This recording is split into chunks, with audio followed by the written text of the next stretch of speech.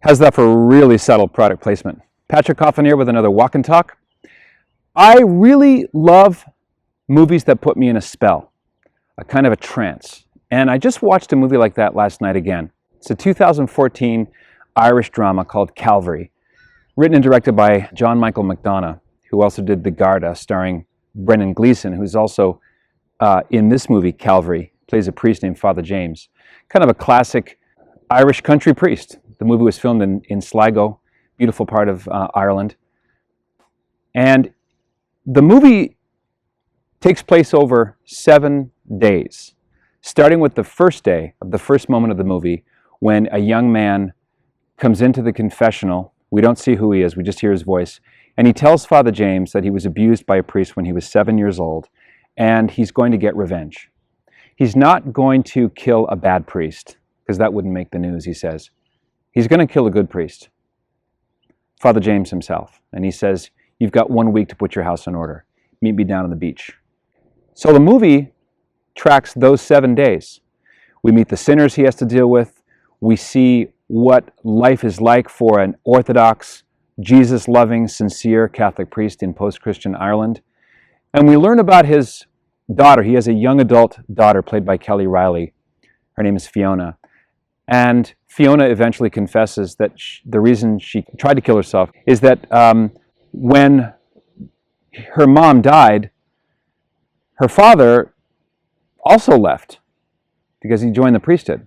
It's a beautiful extended commentary on their relationship between Father James and his daughter Fiona and the lessons that he imparts to her about forgiveness.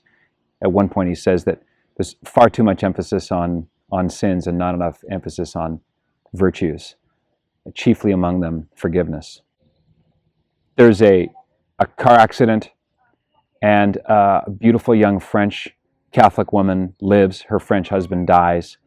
And there's a great discussion about what does it mean to be lucky? What does it mean for God to be unfair?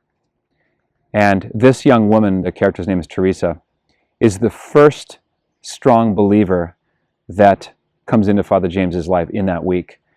And there's a lovely Quo Vadis scene. I don't want to give any spoiler ruinations. But Calvary ultimately is about what a good priest faces. He always wears the soutane. He's real.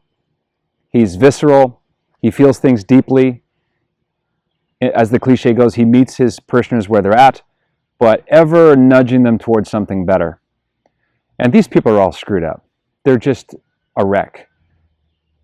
And this movie digs into so many of the objections that you hear against the Catholic Church. Not one bad skeleton in the closet of the church is left unexposed. And yet, through the character of Father James, the hero character, the main protagonist, we learn that there's a light in this world. And some people are able to follow it with heroic clarity and generosity. I recommend it. You can see the link below. I know that time is precious, so I would never recommend a film that wasn't worth it.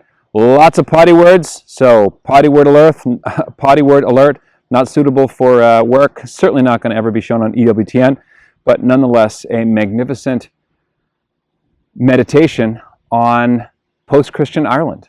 And if you think that this film is only about Ireland, you have to see it to realize how many dots it connects with respect to the public standing of the Catholic Church in the United States and in Canada and elsewhere. Highly recommend it. Calvary, written and directed by John Michael McDonagh. Check out coffinnation.com below. This is the kind of thing we talk about constantly, the relationship between culture and cinema and the law and the battle over marriage and the family. We talk about the relationship between the church and the state. We talk about movies, and we have a lot of fun. In fact, we have more fun than canon law permits, so check that link below. It might be for you. In the meantime, be a saint. What else is there? One more thing. Every Tuesday, the Patrick Coffin Show drops on the interwebs. Check it out. I think you'll love that as well.